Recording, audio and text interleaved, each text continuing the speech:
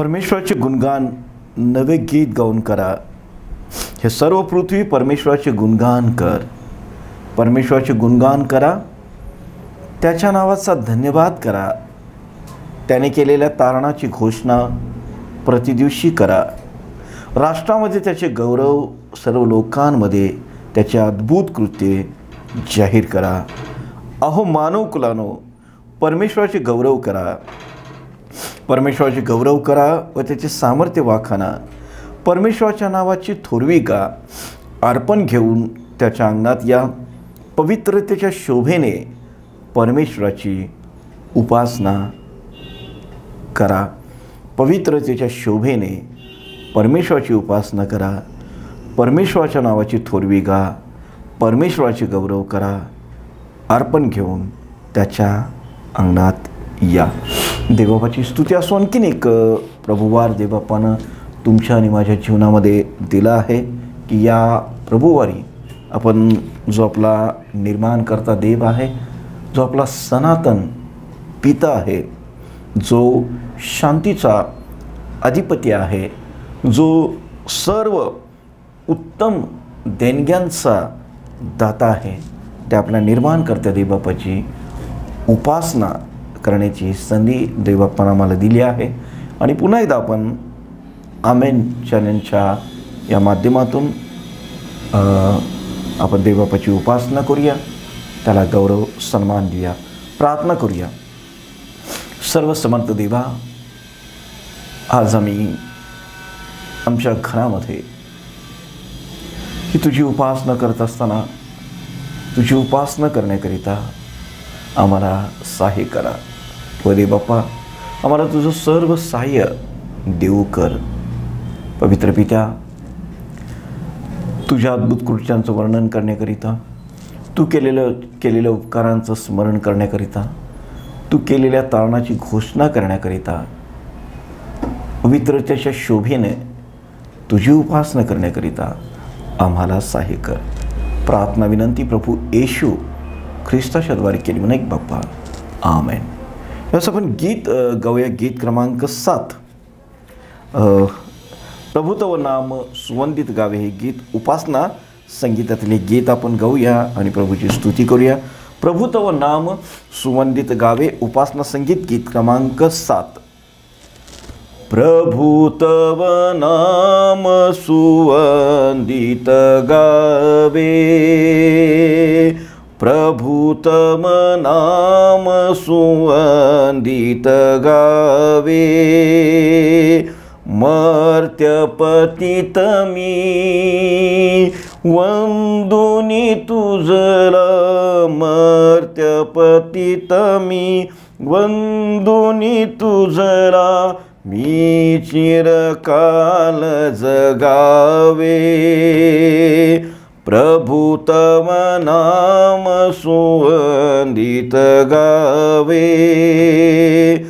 त्वदितर सा कोण जयाला, त्वदितर सा कोण जयाला, गाऊनी नित्यत गावे, प्रभु तव नाम सुवंदित गावे, निशिदिनी करीसी उपकारच तू, निशिदिनी करीसी उपकारच तू, हे कामी उबगावे, प्रभु तव नाम सुवंदित गावे, मज ताराया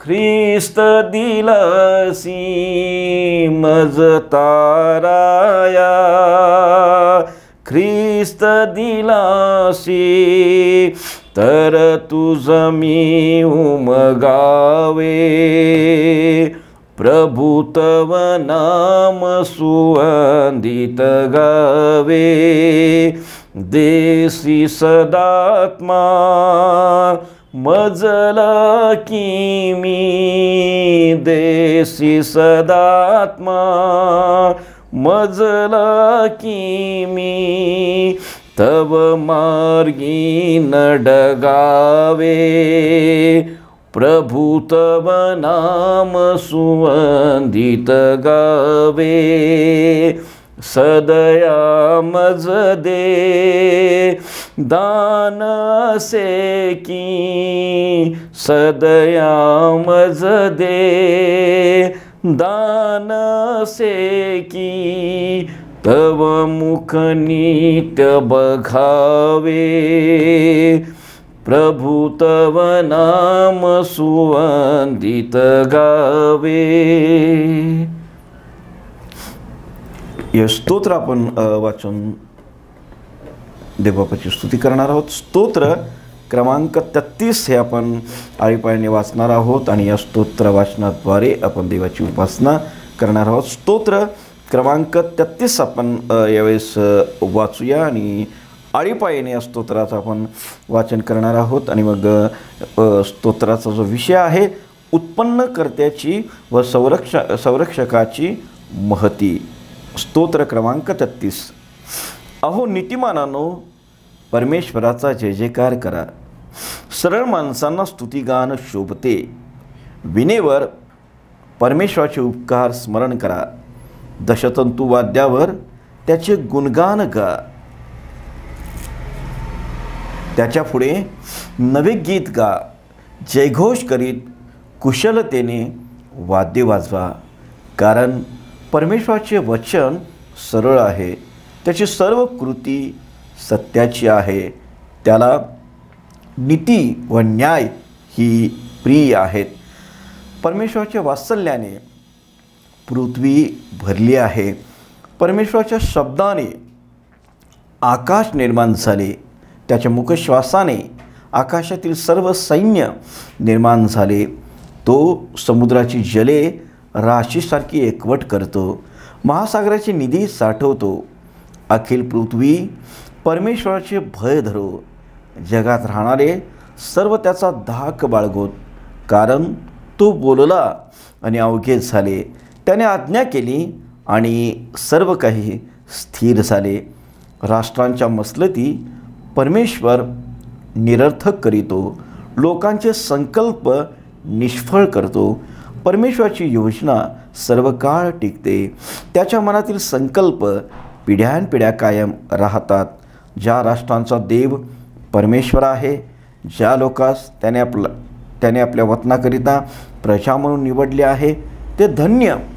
परमेश्वर आकाशातून पाहतो, सर्व मानवजातीला तो निरखतो. तो आपल्या निवासस्थानातून पृथ्वीवर राहणाऱ्या सर्वांना न्याहाळून पाहतो. त्या सर्वांची हृदय घडणारा व त्यांची सर्व कामे जाणणारा तो आहे.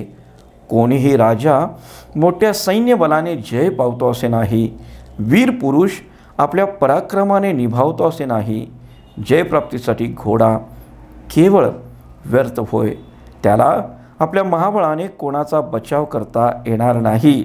पहा, जे परमेश्वराचे भय धरतात व त्याच्या दयेची अपेक्षा करतात, त्यांचा जीव मृत्यूपासून सोडवावा व दुष्काळात त्यांचा प्राण वाचवावा म्हणून त्यांच्यावर त्याची नजर असते. आमचा जीव परमेश्वराची प्रतीक्षा करीत आहे. आमचे सहाय्य व ढाल तोच आहे. त्याच्या ठाई आमच्या हृदयाला आनंद आहे, कारण त्याच्या पवित्र नावावर आमची श्रद्धा आहे. हे परमेश्वरा, आम्ही तुझी आशा धरली आहे, म्हणून आम्हावर तुझी कृपादृष्टी असो. वाचलेले वचन दैवबापा आम्हा सर्वांसाठी आशीर्वादित, लाभदायक आणि मार्गदर्शक करो. आणखीन 2 गीतं यावेळेस आपण गाणार आहोत आणि क्वायर आहे. क्वायर ही गीतं गाणार आहेत आणि मग क्वायर ही गीतं गात असताना आपण क्वायरसोबत ही गीतं गाऊया आणि आपल्या प्रभूला धन्यवाद देऊया, त्याची स्तुती करूया. पहिलं गीत आहे सारी सृष्टी के मालिक तुम्ही हो, हे गीत आहे. आणि दुसरं आहे येशू मसीह तेरे जैसा है कोई नहीं. ही 2 गीतं क्वायर गात आहे, त्यांच्यासोबत आपण गाऊया. आणि हा प्रभुवारी हा जो उपासनेचा दिवस आहे, ज्या दिवशी आपण उपासना करत आहोत त्यावेळी आपण प्रभूची उपासना करूया.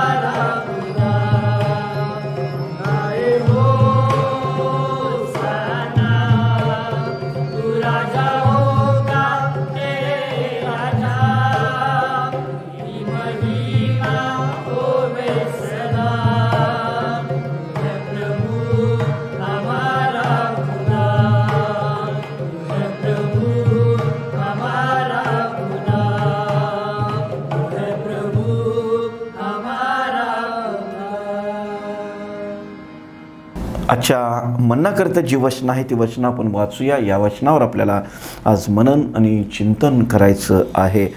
शास्त्र भाग आहे मत्तयाचं शुभवर्तमान याचा 26वा अध्याय 69 ते 75. मत्तयाचं शुभवर्तमान अध्याय 26 वचन 69 ते 75. पेत्र येशूला नाकारतो. पेत्र येशूला नाकारतो. इकडे पेत्र वाड्यात बाहेर बसला होता. तेव्हा एक दासी त्याच्याकडे येऊन म्हणाली, तू ही गालिली येशू बरोबर होतास.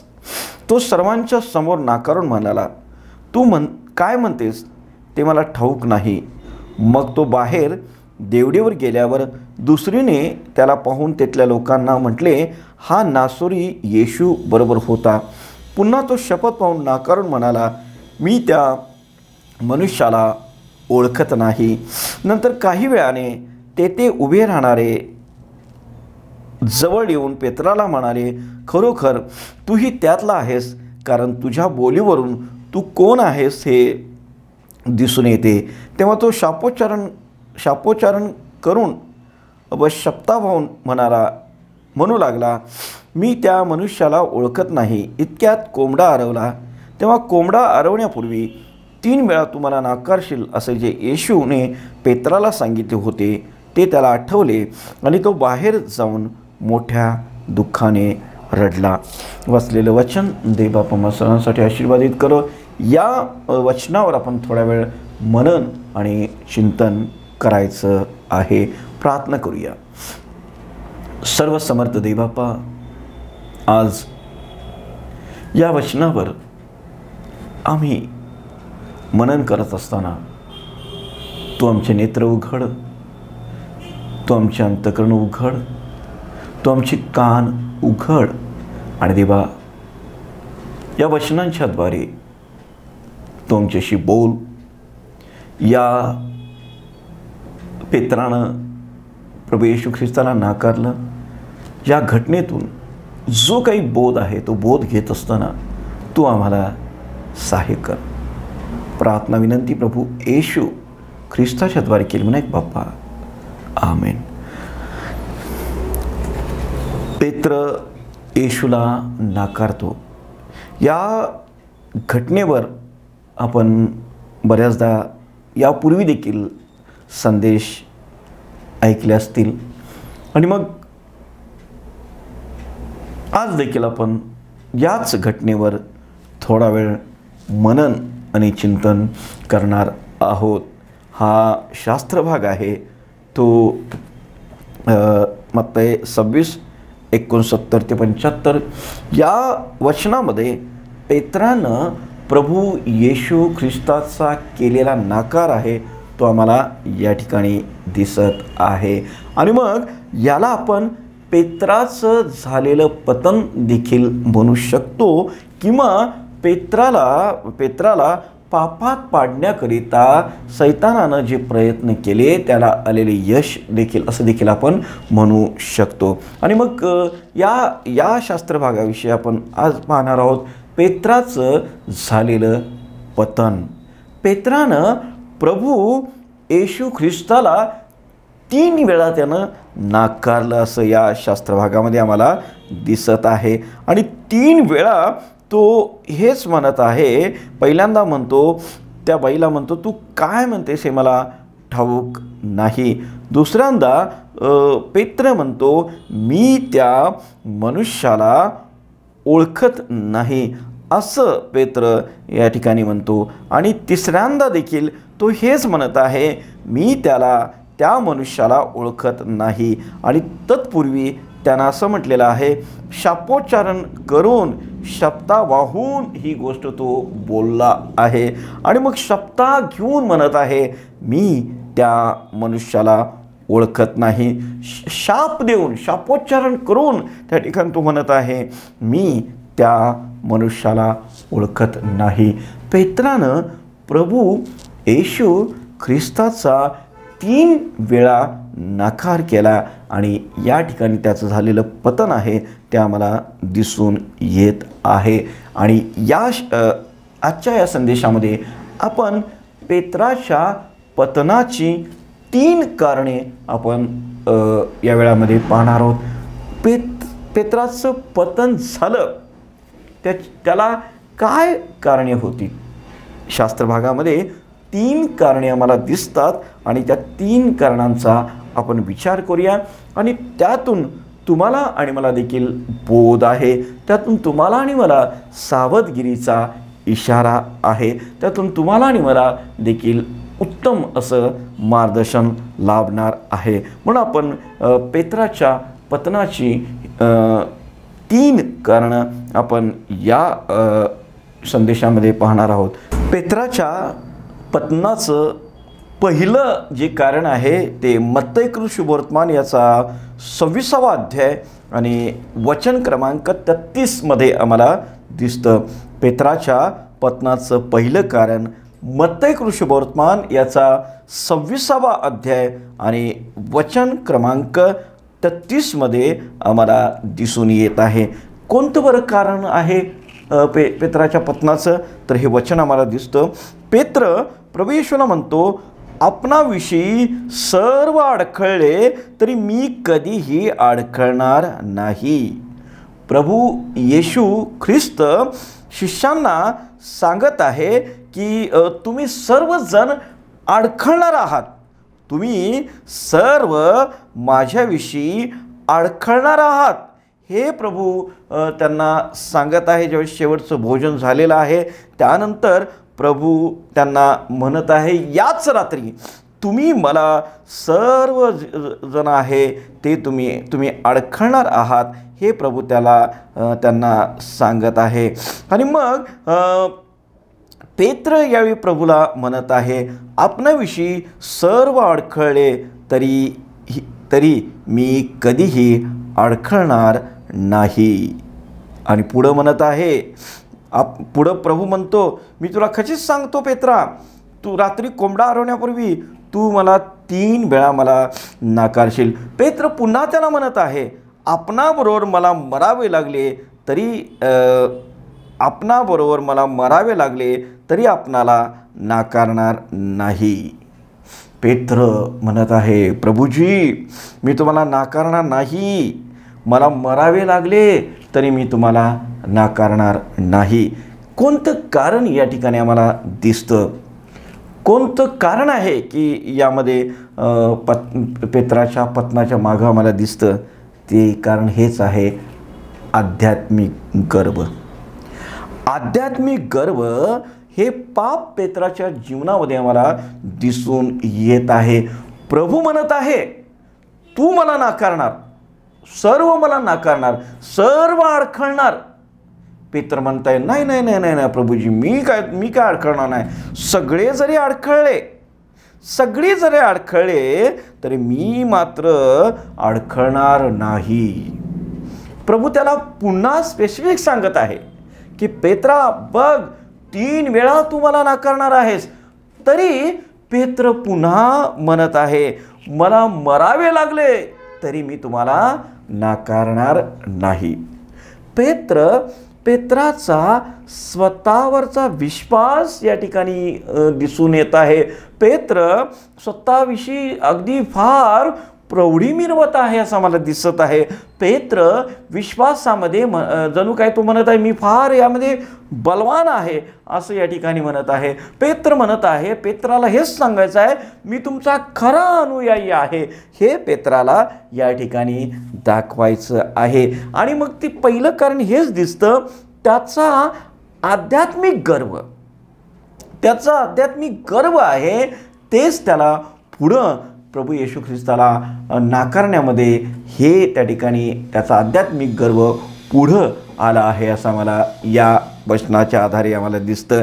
आणि हे जे कारण आहे ते कारण पेत्राबाबत देखील आम्हाला दिसतं आणि शास्त्री परुषी यांच्याविषयी देखील आम्हाला दिसतं. आध्यात्मिक गर्वामुळंच हे परुषी लोक, हे शास्त्री लोक प्रभू येशू ख्रिस्तावर विश्वास ठेवण्याकरिता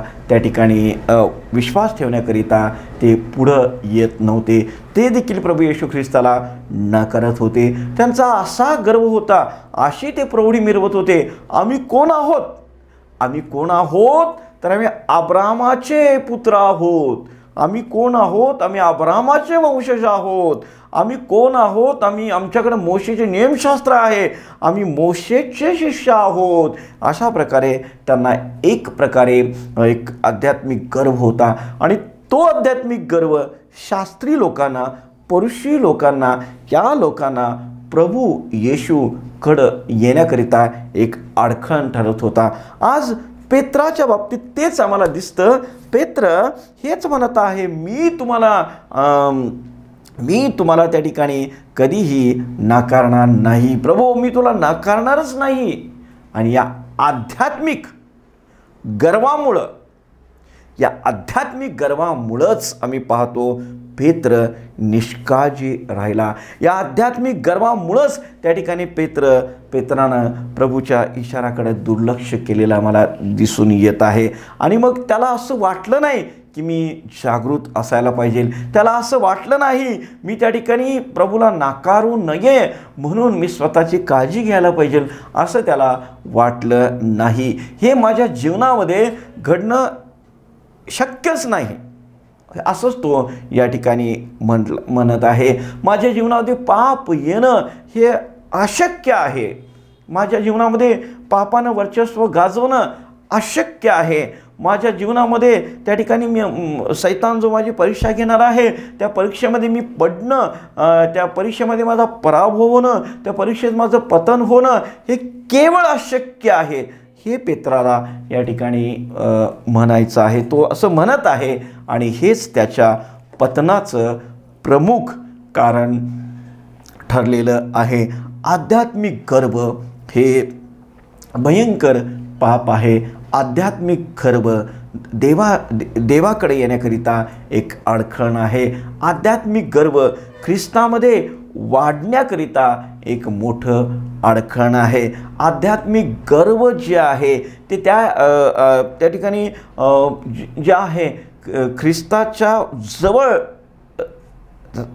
राहण्याकरिता देखील, लोकांनी ख्रिस्ताजवळ राहण्याकरिता देखील एक अडखण ठरणारं असं ते पाप आहे. आणि पेत्राच्या जीवनामध्ये तेच पाप आम्हाला दिसतं. आध्यात्मिक गर्व आम्हाला दिसतो. सर्व अडखळतील, मी अडखळणार नाही. मी मरेन तुमच्या मागं येऊन, पण मी अडखळणार नाही. मी तुम्हाला नाकारणार नाही, हे पेत्र या ठिकाणी म्हणत आहे. आणि तेच पेत्राच्या पतनाचं एक मुख्य कारण ठरलं. तेच पेत्राला त्या ठिकाणी पेत्राची जी परीक्षा सैतानाने घेतली त्यामध्ये अपयशी ठरवणारं ते त्या ठिकाणी कारण झालेलं आहे असं मला या ठिकाणी दिसून येत आहे. आध्यात्मिक गर्व एक मोठं अडखण आहे. आध्यात्मिक गर्व हे पतनाकडे नेणारं अडखण आहे. आध्यात्मिक गर्व एक मोठं भयंकर असं ते पाप आहे असं मला दिसतं आणि पेत्राच्या जीवनामध्ये ते पाप आम्हाला दिसतं. दुसरी गोष्ट या ठिकाणी, दुसरं कारण आपण या ठिकाणी पाहत आहोत आणि त्या आध्यात्मिक गर्वामुळं ते दुसरं जे कारण आहे ते निर्माण झालेलं आहे असं मला दिसून येत आहे. आध्यात्मिक गर्वाचं जे फळ आहे ते आणखीन 2 कारणं निर्माण करणारी असं ते असं आहे असं आम्हाला दिसतं. त्याचं फळ आणखीन 2 कारणं निर्माण झाली हे आम्हाला दिसतं. आध्यात्मिक गर्वामुळं आणखीन 2 फळं त्याच्या जीवनामध्ये निर्माण झाली आणि ती पुढची गोष्ट आपण बघूया. आणि मग मत्तयाचं शुभवर्तमान याचा 26वा अध्याय आणि वचन क्रमांक 40 मध्ये आम्हाला ते कारण आम्हाला दिसून येत आहे. बघा, मत्तयाचं शुभवर्तमान याचा 26वा अध्याय आणि 40 आणि 41 या वचनामध्ये आम्हाला ते कारण आम्हाला दिसून येत आहे. नंतर तो शिष्यांकडे आला आणि ते झोपी गेले आहेत असे पाहून पेत्राला म्हणाला, काय तुमच्याने खटकाभरही माझ्याबरोबर जागवत नाही काय? आणि तुम्ही परीक्षेत पडू नये म्हणून जागृत राहा, प्रार्थना करा. आत्मा उत्सुक आहे खरा, पण देह अशक्त आहे. पुन्हा तो प्रार्थनेसाठी गेला आणि पुन्हा येऊन तो बघतो तर आम्हाला असं दिसतं, पुन्हा येऊन तो बघतो तर ते झोपी गेले आहेत, कारण त्यांचे डोळे जड झाले होते. हे आम्हाला या ठिकाणी दिसतं. शिष्य झोपी गेलेले आहेत असं मला दिसतं. 38व्या वचनामध्ये प्रभू त्यांना म्हणतो, मी माझ्याबरोबर तुम्ही येथे थांबा आणि माझ्याबरोबर तुम्ही जागे राहा. प्रभूनं त्यांना सांगितलं जागे राहा, पण प्रभू त्यांचा प्रार्थना करत आहे, गुरु त्यांचा प्रार्थना करत आहे आणि तो त्यांना देखील सांगत आहे तुम्ही देखील जागे राहा. पण हे लोक झोपलेले आम्हाला दिसून येत आहे आणि 2 वेळा मला असं दिसतं की ते झोपी गेलेले आहेत. आणि प्रभू पहिल्यांदा म्हणतो तुम्हाला घटकावरही माझ्या बरोबर जागवत नाही काय? हे प्रभू त्यांना म्हणतो. पुन्हा प्रभू त्यांच्याकडे येतो. दुसऱ्यांदा तो प्रार्थना करून येताना तो बघतो तरी हे लोक झोपी गेलेले आहेत. काय यातून आम्हाला मुद्दा दिसत आहे? कोणतं कारण आम्हाला दिसून येत आहे? हेच कारण आहे की निष्काळजीपणा. या लोकांचा निष्काळजीपणा आम्हाला दिसून येत आहे. या लोकांचा आळशीपणा देखील आम्हाला या वचनामध्ये दिसून येत आहे. दुसरं कारण हेच आहे निष्काळजीपणा. प्रभू म्हणत आहे जागे राहा. जर प्रभू जागा आहे, जर त्यांचा प्रभू जागा राहून प्रार्थना करत आहे, त्यांचा गुरु जागे राहून प्रार्थना करत आहे, त्यांच्या गुरुनं त्यांना आज्ञा केली आहे, त्यांच्या गुरुने त्यांना इशारा दिला आहे, हे सगळं असताना मात्र हे मात्र झोपी गेलेले आहेत. निष्काळजी. त्या घटकेकडं प्रभू गांभीर्यानं बघत आहे. त्या येणाऱ्या घटकेकडं प्रभू अगदी पूर्ण गांभीर्यानं तो बघत आहे. त्या घटकेला सामोरं जाण्याकरिता प्रभू प्रार्थनेच्या द्वारे स्वतःला सिद्ध करत आहे, स्वतःला तो तयार करत आहे. तो अगदी जागर राहून, जागृत राहून तो प्रार्थना करत आहे. पण हे मात्र आम्ही पाहतो शिष्य मात्र निष्काळजीपणे झोपी गेलेले आहेत. येणारी जी घटका आहे, प्रभू सांगत आहे, प्रभूनं सांगितलेल्या घटकेविषयी ते निष्काळजी या ठिकाणी आम्हाला दिसून येत आहेत. ती गोष्ट घडणार आहे आणि त्याकरिता आम्ही सिद्ध असलं पाहिजे, त्याकरिता आम्ही तयार असलं पाहिजे, त्याकरिता आम्ही जागृत असलं पाहिजे. याकडं त्यांनी दुर्लक्ष केलेलं आहे. निष्काळजी आम्हाला दिसून येत आहेत.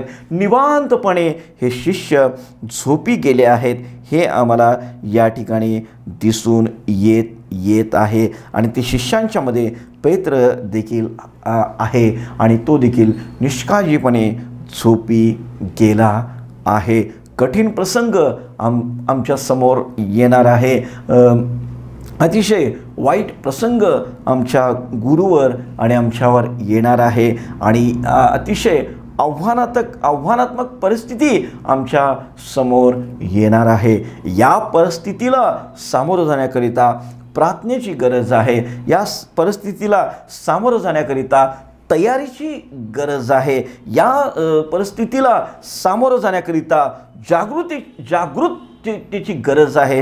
हे सगळं असताना हे मात्र अगदी पूर्णपणे निष्काळजीपणे झोपी गेलेले आहेत हे आम्हाला या ठिकाणी दिसून येत आहे. आणि पेत्र देखील झोपी गेला हे आम्हाला दिसून येत आहे. आणि आज देखील आम्ही पाहतो अनेकांच्या जीवनामध्ये हे देखील कारण आहे की निष्काळजीपणा. शमशोनाचं उदाहरण जर आम्ही त्याचा अभ्यास केला तर आम्हाला दिसून येतं शमशोन देवानं निवडलेला देवाचा नाजीर, इतकी शक्ती त्याच्यामध्ये होती, तो इतका बलवान होता, पण त्याच्या जीवनाविषयी जर आपण अभ्यास केला त्याचं देखील जे पतन झालं, त्याला देखील जे काही त्याचा पराभव झाला, इतक्या शत्रूंना ठार मारणारा इतकी मोठी शक्ती त्याच्यामध्ये होती, देवानं निवडलेला देवाचा नाजीर होता, पण त्याचं देखील पतन झालं. त्या पतनाचं देखील कारण आम्हाला दिसतं त्याचा निष्काळजीपणा. आपल्या वर्तणुकीविषयी बेपर्वाईचं वर्तन, आपल्या वर्तणुकीविषयी बेपर्वाईचं वागणं, आपल्या वर्तणुकीविषयी निष्काळजीपणाचं वागणं, आपल्या वर्तणुकीविषयी त्या ठिकाणी बेफिकीरपणे वागणं, हे कारण आम्हाला शमशोनाच्या पतनाचं हे कारण आम्हाला दिसतं. आणि तेच कारण या ठिकाणी पेत्राच्या जीवनामध्ये देखील आम्हाला पाहावयास मिळत आहे. पेत्र आणि शिष्य निवांतपणे झोपी गेले आहेत. निष्काळजी लोक आम्हाला दिसून येत आहे. लढाईसाठी जात असताना सज्ज असणं गरजेचं आहे, लढाईसाठी जात असताना सिद्ध असणं गरजेचं आहे, पण लढाईला जाणारे सैन्य असो किंवा शिपाई असो, तो कधीही झोप काढत नाही, तो सदैव जागृत असतो. पण हे लोक झोपी गेलेले आहेत असं आम्हाला दिसतं. प्रभूने त्यांना दुसऱ्या वेळी सांगितलं देखील, तुम्ही परीक्षेत पडू नये म्हणून जागृत राहा, तुम्ही जागृत राहा हे त्यांना सांगितलं, पण हे मात्र निष्काळजीपणे झोपी गेले आहेत. निष्काळजीपणा देखील भयंकर आहे, तो पतनाकडं नेणारा आहे. निष्काळजीपणा देवापासून दूर घेऊन जाणारा आहे. आणि अनेक लोकांच्या जीवनामध्ये या निष्काळजीपणामुळं त्यांचं पतन झालेलं आम्हाला दिसून येत आहे. निष्काळजीपणामुळं ते देवापासून दूर गेलेले आम्हाला दिसून येत आहेत. निष्काळजीपणामुळं आपल्या वर्तणुकीविषयी असो, आपल्या प्रार्थनामय जीवनाविषयी असो, आपल्या पूर्ण आपल्या लेकराबाळांच्या जीवनाविषयी असो, अनेक लोक निष्काळजीपणाचं जीवन जगतात. आणि मग त्या ठिकाणी आम्ही पाहतो की त्यांचं पतन होतं आणि ते देवापासून दूर जातात. आणि अशा काही प्रसंगामध्ये अडकून पडतात की त्या प्रसंगातून बाहेर पडणं त्यांच्यासाठी कठीण होऊन बसतं. निष्काळजीपणामुळं पेत्राचं पतन झालं, निष्काळजीपणामुळं शमशोनाचं पतन झालं, निष्काळजीपणामुळं आज अनेक लोकांचं पतन होत आहे. निष्काळजीपणामुळं तुमचं आणि माझं देखील पतन होण्याची शक्यता नाकारता येत नाही. दुसरं कारण हेच आहे, निष्काळजीपणा. तिसरं कारण आपण पाहूया, लूक शुभवर्तमान याचा 22वा अध्याय आणि 31 आणि 32 या वचनामध्ये आम्हाला तिसरं जे कारण आहे ते आम्हाला या ठिकाणी दिसून येत आहे. लुकाचं शुभवर्तमान अध्याय 22 वचन 31 आणि 32 मध्ये आम्हाला दिसून येत आहे. बघा, प्रभू म्हणतो, शिमोना शिमोना, पहा, तुम्हाला गव्हासारखे चाळावे म्हणून सैतानानं मागणी केली आहे, परंतु तुझा विश्वास ढळू नये म्हणून मी तुझ्यासाठी विनंती केली आहे. आणि तू वळलास म्हणजे तुझ्या भावास स्थिर कर. तेव्हा 33 वचन, तो त्याला म्हणाला, प्रभूजी, आपणाबरोबर तुरुंगात जाण्यास व मरण्यासही मी तयार आहे. या ठिकाणी आणखीन एक पेत्राचं आध्यात्मिक गर्व तर या वचनामध्ये दिसतोच, पण आणखीन एक कारण आम्हाला दिसतं, ते म्हणजे इशाराकडं दुर्लक्ष. प्रभू येशू ख्रिस्तानं दिलेल्या इशाऱ्याकडं त्यानं केलेलं दुर्लक्ष आहे, हे देखील पेत्राच्या पतनाचं कारण आम्हाला दिसतं. प्रभू त्यांना सांगत आहे, शिमोना पहा, तुम्हाला सैतानानं तुमची परीक्षा घेण्याकरिता त्यानं मागणी केलेली आहे. गव्हासारखं चाळावे म्हणून सैतानानं मागणी केली आहे. आणि म्हणून तुम्हाला त्या ठिकाणी जागृत विश्वासामध्ये ढळू नये यासाठी मी विनंती केली आहे. तुम्ही विश्वासामध्ये ढळू नये यासाठी मी विनंती केली आहे, हे प्रभू त्याला सांगत आहे. प्रभू अगदी त्याला इशारा देत आहे, पेत्रा हे घडणार आहे, कारण सैतान तुमची परीक्षा घेणार आहे, तो तुम्हाला चालणार आहे, तो तुमच्याकडे मोह टाकणार आहे, तो तुमच्यावर दबाव आणण्याचा प्रयत्न करणार आहे. तो त्याचे प्रयत्न जे आहेत त्याच्या जे सगळ्या पद्धतीनं तो प्रयत्न करतो त्या पद्धतीनं तो प्रयत्न करणार आहे आणि तुमचं पतन करण्यासाठी तो टपला आहे, तो प्रयत्न करणार आहे. पण पेत्रा तू सावध राहा, हे प्रभूने त्याला देखील सांगितलं आणि शिष्यांना देखील सांगितलेलं आहे. पण पेत्र मात्र या प्रभूच्या इशाऱ्याकडं तो दुर्लक्ष करत आहे, म्हणत आहे, नाही गुरुजी, मी आपणाबरोबर तुरुंगात जाण्यास व मरण्यास तयार आहे. गुरुजी बघा, मी तुमच्याबरोबर तुरुंगात पण जाईन आणि मी तुमच्याबरोबर मरण्यासही तयार आहे. प्रभूचा इशारा त्यानं गांभीर्यानं घेतला नाही. प्रभूचा इशारा त्यानं निष्काळजीपणे घेतला. प्रभूचा इशाऱ्याकडं त्यानं दुर्लक्ष केलं आणि त्याचाच परिणाम आहे पेत्र पतन पावला. आणि प्रभूच्या इशाऱ्याकडे दुर्लक्ष हे देखील अति भयंकर आहे. मनुष्याला ते पतनाकडं घेऊन जाणार आहे, मनुष्याला ते नाशाकडं घेऊन जाणार आहे. मनुष्याची आध्यात्मिक उन्नती आहे ते रोखणार आहे.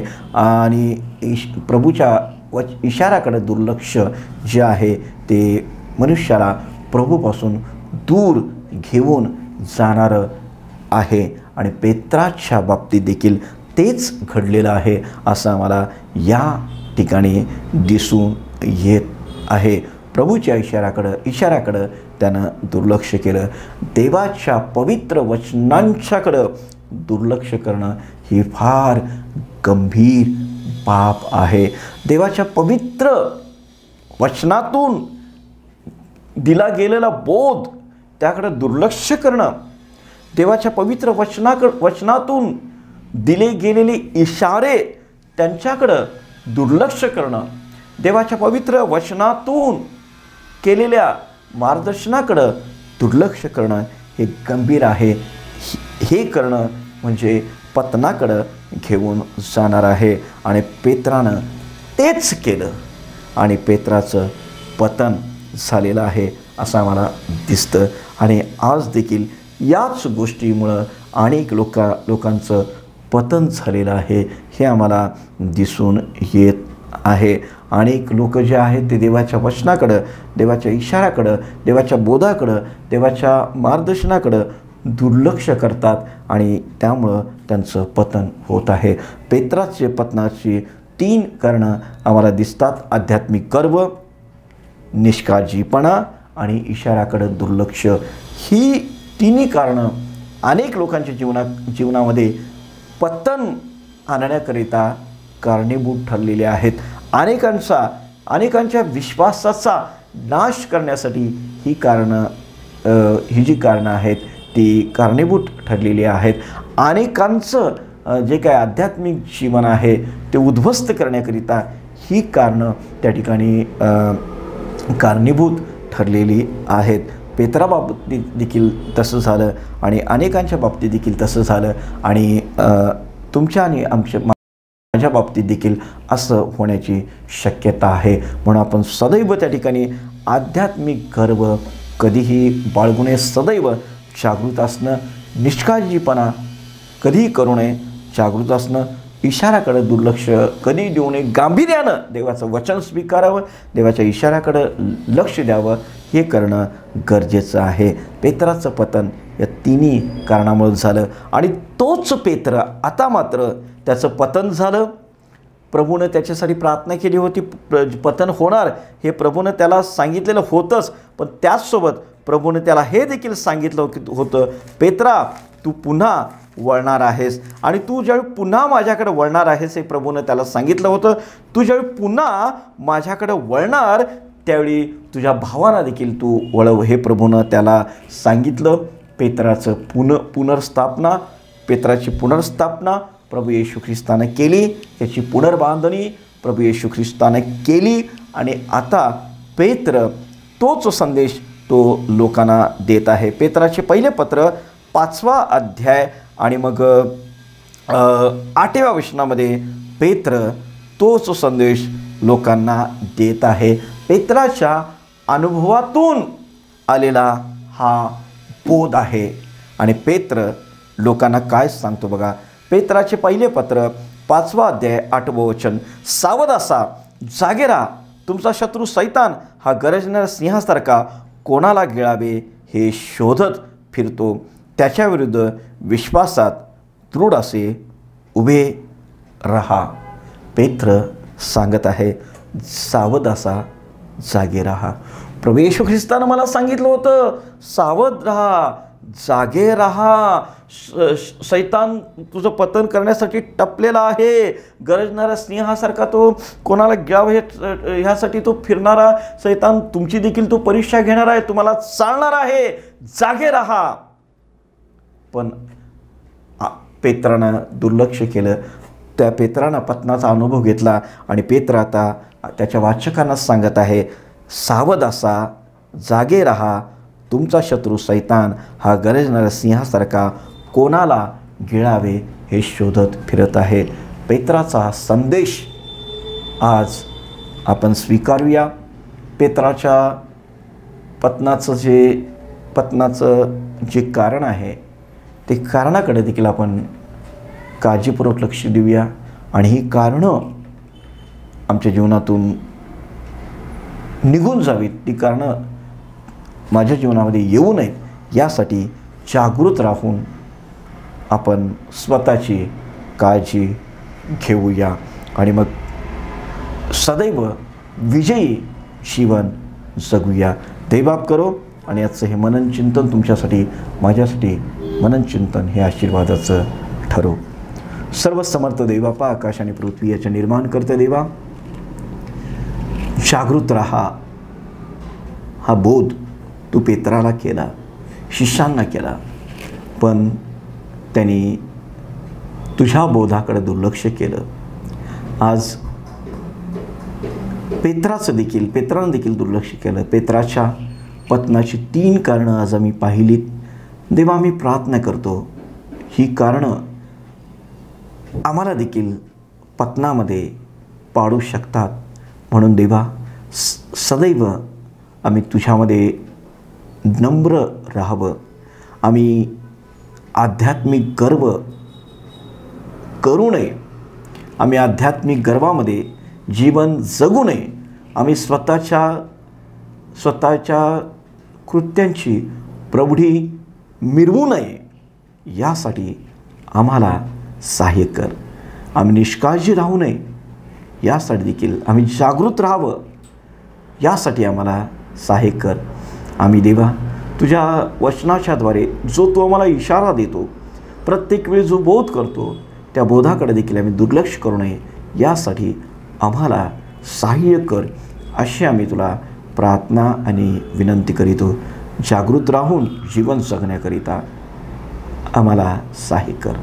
प्रार्थना विनंती प्रभू येशू ख्रिस्ताच्या द्वारे केली म्हणून बाप्पा, आमेन. शेवटी आपण उपासना संगीत गीत क्रमांक 314 हे गाऊया. उपासना संगीत गीत क्रमांक 314. करा प्रार्थना खंड नका पडू देऊ खंड, करा प्रार्थना खंड नका पडू देऊ खंड, नका पडू देऊ खंड, नका पडू देऊ खंड, नका पडू देऊ खंड. करा प्रार्थना खंड, नका पडू देऊ खंड. होता प्रार्थना विश्वासे, येते अंतःकरणा हासे. होता प्रार्थना विश्वासे, येते अंतःकरणा हासे. येते अंतःकरण हासे, येते अंतःकरण हासे, येते अंतःकरण हासे. करा प्रार्थना अखंड, नका पडू देऊ खंड. प्रार्थनेचे मोठे बळ, नाशी संकटास मूळ. नाशी संकटास मूळ, नाशी संकटास मूळ, नाशी संकटास मूळ. करा प्रार्थना अखंड, नका पडू देऊ खंड. प्रार्थनेने देव मैत्री, होती जैसी पत्रोपत्री. होती जैसे पत्रोपत्री, होती जैसी पत्रोपत्री, होती जैसी पत्रोपत्री. करा प्रार्थना अखंड, नका पडू देऊ खंड. येतो प्रार्थनेचा त्रास, होता शैतानाचा वास. येतो प्रार्थनेचा त्रास, होता शैतानाचा वास. करा प्रार्थना अखंड, नका पडू देऊ खंड. करा प्रार्थना अखंड, नका पडू देऊ खंड. प्रभूने शिकलेली प्रार्थना म्हणूया. हे आमच्या स्वर्गातील बाप्पा, तुझे नाव पवित्र मानले जावो. तुझे राज्य येवो. जसे स्वर्गात तसे पृथ्वीवरही तुझ्या इच्छेप्रमाणे हो. आमची रोजची भाकर आज आम्हास दे. आणि जसे मी आपल्या ऋणासून सोडली आहे, तसेच तो आमची ऋण आम्हास सोड. आणि आम्हास स्पर्शित नकोस, तर आम्हास वाईटापासून सोडीव. कारण की राज्य, सामर्थ्य आणि गौरव ही सर्व काळ तुझीच आहे. आमेन. प्रभू येशू ख्रिस्ताची कृपा, देवबापाची प्रीती आणि पवित्र आत्म्याची सहभागिता तुम्हा सर्वांसोबत आता आणि सदा सर्व काळ राहो. आमेन. सुवंद्य देव परात्पर, स्तवा हो त्याला खालीवर. तो बाप पुत्र आत्मा जान, त्रेकाला द्या अनंत मान.